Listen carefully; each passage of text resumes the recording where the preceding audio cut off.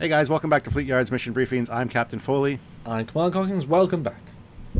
That's right. And of course, with Fleetyards Mission Briefings, as you guys know, we look at ships. We love ships here on Fleetyards and Trekyards. But Fleetyards, we look at the wide variety of sci-fi ships that are out there. There's so many franchises and so many cool designs. But today's kind of a classic one, and from one of the best sci-fi franchises out there. So what are we looking at today, Commander? Insert sound effect. There you go. That's pretty good. But mine, I had the insert sound effect. We are looking at the TIE Fighter, and this is a very old, Nice. I think it's like an early 90s toy. And actually, compared to the 3D model that we're using... TIE Fighter. There you go. Compared to the 3D model, it seems quite inaccurate. Yeah, the TIE Fighter from Star Wars, first introduced in Star Wars, and then seen in Star Wars 2, Star Wars 3, and then one of the prequels, Star Wars Rogue One. I'm inventing names here. But in a few of them.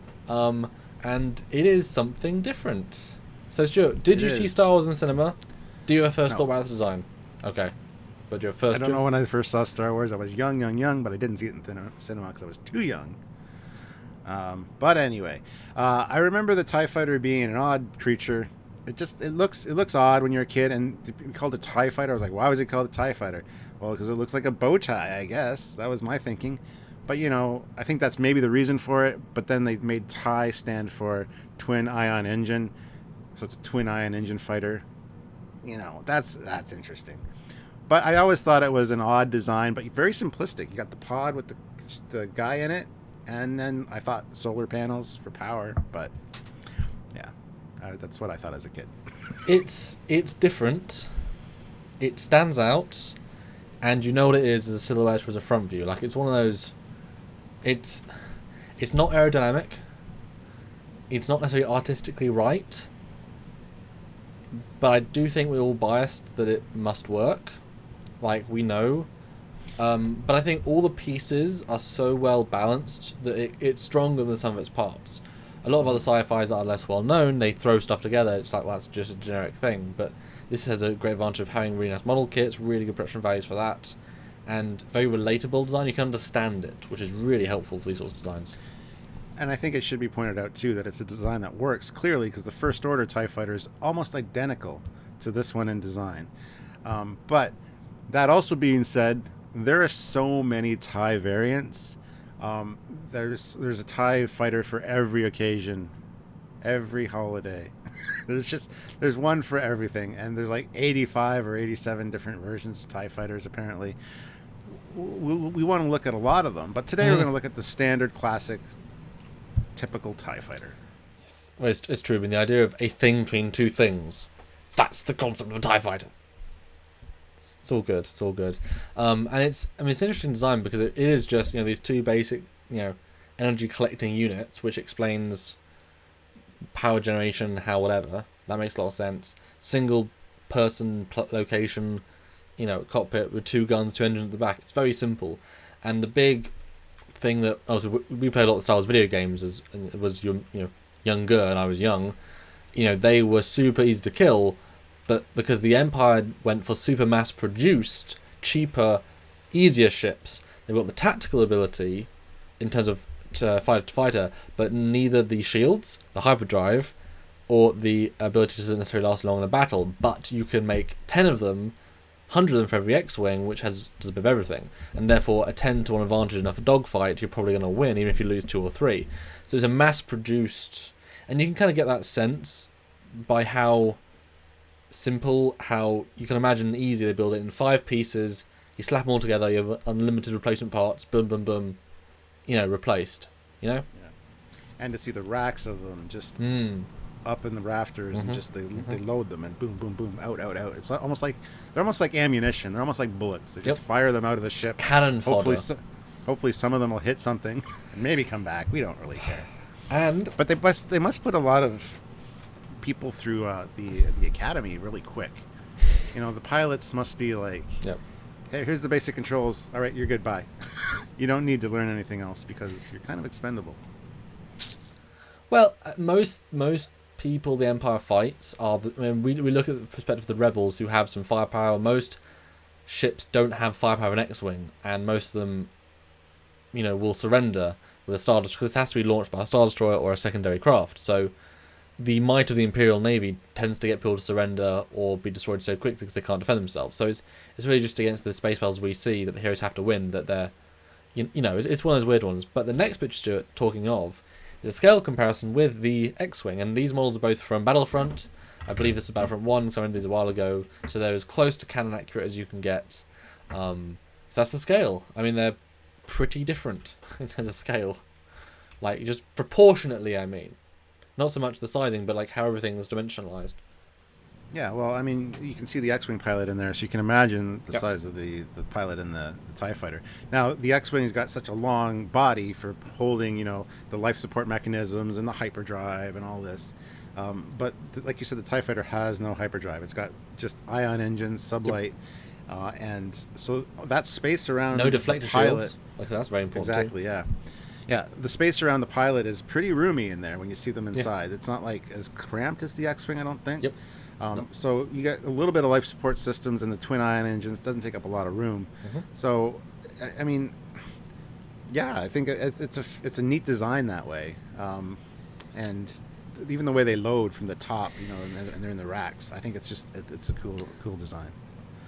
Yeah, I believe that because there's dedicated stormtroopers, pilot troopers, and they have air. I mean, all stormtroopers have an air system, but there is no default life support, I believe. Whereas the X-Wing, you can't eject from that because you've got a mask and you've got a helmet and some gear, but it's not actually a life support system. So that is all internal as well. I mean, if you can hyperdrive between systems, you're going to need a large supply of air.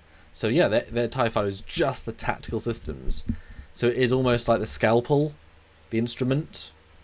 Just throwing 100 scalpels. But this sort of scale does not always reflect. The next picture, look who's suddenly a lot bigger than the X-Wing. Different proportions affect it hugely. And some of the sci-fi ships, just for the fun of it. Well, yeah, you gotta include those. Now, the interesting thing for me with the TIE fighter is when I've played these games like X-Wing and stuff, when they're coming at you, they're a very minimalistic target. It's just a little ball. You can't really see the side fins very well. They're hard to hit. But once they turn sideways, it's like you got this big target to hit. Yep. So it's kind of a neat design that way. If they're coming at you, which they do in droves, they're more difficult to hit. I mean, same with a plane. It's got a very small, squat profile or silhouette from the front. But once they bank, it's like there's your target. So it's really cool that way. But the X-Wing's the same way though from the front. It's very hard to hit as well. So it's just something I thought I'd point out. They do make it like a difficult target. Well, that's interesting. It focuses on the initial strike rather than the prolonged. Or a dogfight where it's behind. Even if you're behind it, it's still the same. Hard to hit target. But in video games, you tend to bank to try and hit them. That's interesting. Yeah. But again, if you can kick the enemy's ass in the first assault, then you're sort of done your business. When you can see again how small other fighters are, it's not that tiny. From that perspective, speaking of next perspective, again, whole different feel. Because you can see actually how much tech there is. Although compared to Star Trek shuttles, it's far more, consistent. Well, yeah, see, that surprises me that the Starfleet shuttles are that small compared to a TIE fighter. I always thought the TIE fighter was much smaller from the front, personally. Yeah. But yeah, you do have the window there. You can see the pilot, in the TIE fighter seat, basically in the middle. You can't see him on this model, but... And there is a scene where the guy has to, reach up and twist a thing. So it's like a full body. I mean, it's a full... And that's what I was saying about the X-Wing cockpit compared to the TIE fighter. The TIE fighter's got a lot of room in there. Yeah. We can see the X-Wing is very cramped, yeah. Yeah. Yeah, I love that a lot of sci-fis, there's a sense of design, even unintentionally, between both sides. These two are so radically different, And I love that because it says design, it says different universes, all that stuff. So I really appreciate that. But the next picture is a classic. This is it getting fleshed out in one of the books, and this does break it down for us. And you can see the little person there. Anything that stands out to you, Stuart? Well, I see a fuel line, but where's the fuel? Oh, the fuel tank is right down there. It's not very big, eh? Well, they're only short-range fighters. They're designed to be launched and whatever from a thing. But yeah, so solar arrays. I mean, big, broad to repower, simple laser turret, simple. It's so simple. Obviously, you attach from the top. You sort of get yourself in, and Bob's your uncle. You're in a weapon of mass or sometimes minimal destruction. Yeah. And it does show too that in the fins at the side, a heat exchange matrix, which is neat. It's kind of like a cooling system of sorts. So very neat. Yeah, they're so simple with the way they do these cutaways. It's just like there's not much to these ships at all. They're cheap. That's the whole thing, you know. They're cheap. That's why the TIE Advanced, which are a lot more intricate, a lot more technology, and they're like, oh, if you're fighting those, you're in trouble. These are not so much. I mean, you could defeat these pretty straightforwardly. But they can also try and defeat you quite straightforwardly. Well, next picture is a shot of it, a 3/4 shot from the rear top. I always wondered what that center part was, because I know that's not the engines, because the twin ion engines are these two little red things. I wonder if that's more for, I don't know if this is, can these fly in the atmosphere? Oh yeah.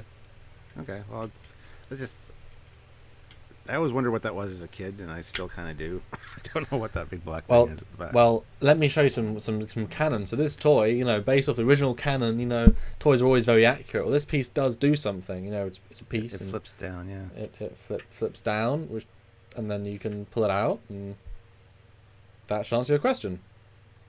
It's a piece. So you can work on the engine or something when it's landed? I don't know. Well, it's obviously got a piece that makes it move. I mean, it's a bit of a weird hinge, but that could easily be a hinge. I mean, that could just be the exhaust. I mean, that could just be the exhaust for the engine, because venting and stuff. Because the engine's right there. They whatever, and then it opens up, and you can just access the engine. Because there's no panels anywhere. There's nothing else. So that, you know, maybe it's the hood of the car. Right, we're back. I'd kind of buy that, I guess. But it does look like an engine, doesn't it? You know, it's a Well, it's right between the ion engine exhausts or the thrusters, whatever you want to call them. So it makes sense that the main ion engine component is in the middle, and you could flip that up. Maybe it's extra shielding because it looks pretty thick, to prevent the engines from being taken out. Thick and yet still a Death Star floor, a big hole as well. Yeah, with no shields, it doesn't really matter because you're dead anyway. Very but anyway, true. Well, let's move to the next picture. This one is from the front, and again, I do like the way the cockpit is designed. It looks like the Falcon's cockpit a little bit, which is kind of an artsy design. That was based on the B-52 bomber, I believe. They use front canopy, so I think it's really neat that the center part's clear, nothing obstructing your view of the pilot, but there's the it's a neat looking, almost cathedral-like window, which is neat. Yeah, it's just, again, a classic. That's the thing. It's such an iconic ship. I do love the little details. I mean, it was a ship that had a concept and then a Greeblies too. But it all comes together really well. You know, it's good. And the next picture is a little shot I found of the internals from Star Wars Rebels from this perspective, because we don't often see that perspective. So there's two little controls: fire, all the graphics, fire. Stuff. Cool. Yeah, simple fighter like. And then there's the classic shot you see of the pilot with those are windows above, which I never really realized before, but there's actually the slit windows in the top canopy, and you can tell that this isn't pressurized inside like the X-wing is. The cockpit's not pressurized because, like you said, they have the hoses which attach. Which is neat, actually. If you get some kind of hull damage, you're not going to die instantly. Which they often do. Yeah, well, exactly. Yeah, but it's interesting that, again, we saw a lot of, you know, the Star Wars of the first one was a low budget film, relatively speaking. But boy, this shot looks so good. Like, it's simple, but it's got good shapes. The detail's good. The costume looks so good. Like, it's amazing how good this looks. A lot of random sci-fis that just do cheap cockpits. It doesn't feel it. You know, it's really quite impressive considering. And if they are stars behind them, that had to be a blue screen or something to make it do. You know, there might have been just for masters to move in space. I don't know, but yeah, it's amazing how good it looks considering. But it's simple and it looks functional mostly. Most I love how he's always messing with the dials and things when Yeah. he's flying. It's neat. Yeah. Next one is just a close-up of that engine detail, and this is kind of important because it is the twin ion engine fighter. That's Yeah. the TIE fighter and TIE. So it is interesting. The little red dots; those are the little ion engines. So just decided to point those out. And they're teeny.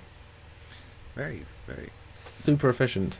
I mean, a lot of the ships have thruster ports. You know, either venting actual gas or something else more advanced. You know, BSG has them, Trek has them, whatever. I don't know how this is meant to maneuver.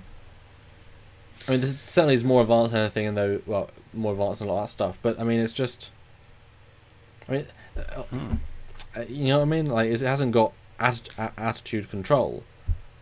Makes me wonder if those ion thrust ports actually move up and down or side to side. Because if they moved up, one moved down, you'd just get a spinning motion. And Yeah.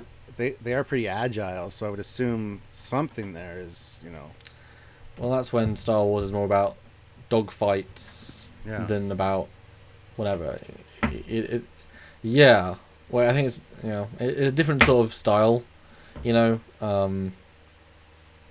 don't know. I just always wanted that because it seems weird, and yet it has so much movability, so much, you know, power. I do think the X-wings are faster. You know, it should be with 4 massive engines. Though those feel more like burning fuel rather than this, which is ion. It feels slightly more advanced. I don't know. It's a whole thing. It's a whole thing. It's a good ship. It's a good ship.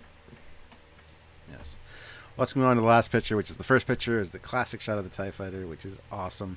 And now I just want to go play Battlefront because I want to kill some TIE Fighters. I'm never really a fan of flying TIE Fighters in games. I just like shooting them. So I guess that makes me a rebel. Do you think he's biased? Anybody? Do you think? Although I got to admit, the TIE Fighter outfits, the pilot outfits, the helmets are fantastic. I love that design. The black looks classic. It's just awesome. But yeah, as for I like shooting them out of the sky. Awesome little classic sci-fi ship, and simple yet iconic at the same time. So very well done. Yeah, I always like shooting them too. They're never the best to shoot, you know, as them in a game because they're quite limited in firepower, but they are genuinely opposing when you see a fleet of them coming at you. Something about them, you know, something about them. So yeah, awesome design. Hope you guys enjoyed this episode on the classicest of the Star Wars enemy fighters, and I'm sure we'll look at other TIE variants because, as Stuart mentioned earlier, there's one for every day of the month, of the year, of the decade, and they will always invent new ones. Not quite that many, but Well, we'll see. So if you want to support this show, to let us look at every single one of the 643 variations of TIE Fighter. That is an accurate number. Oh, wait, this made a new one. Oh no, another new one. Oh no, turn him out. You can support us on Patreon, the monthly donation service. You give a little bit each and every month to support this show, this channel, and all the shows we do. Just keep the lights on and keep us trekking along, yarding along, fleeting along, all the alongs. One-time donation at Trekyards.com. Click that big donate button, give a little bit to our PayPal. Makes a huge difference because it lets us do cool things, and a lot of them you don't see straight away. But we've got a lot of cool things that are always sort of in the pipeline, and those sorts of funds let us have the confidence to do cool things for you. That's why we do this show. that's right. And don't forget to go over to Facebook and join the Fleetyards group. Lots of great sci-fi ships being posted all the time. It's good discussions, good people, and it's really a fun time. So, and don't forget to comment on this video. What do you think of the TIE Fighter? Is it one of your favorite designs? Is it your least favorite? Is it something you don't really, wasn't on your radar, just kind of a thing that's there all the time? Let us know in the comments below. And be sure to click that like button. Don't forget to subscribe and click the notification icon so you know every time that we upload a new video. So until next time, everyone, I am Captain Foley. I am Commander Cockpit. See you guys. Bye, guys.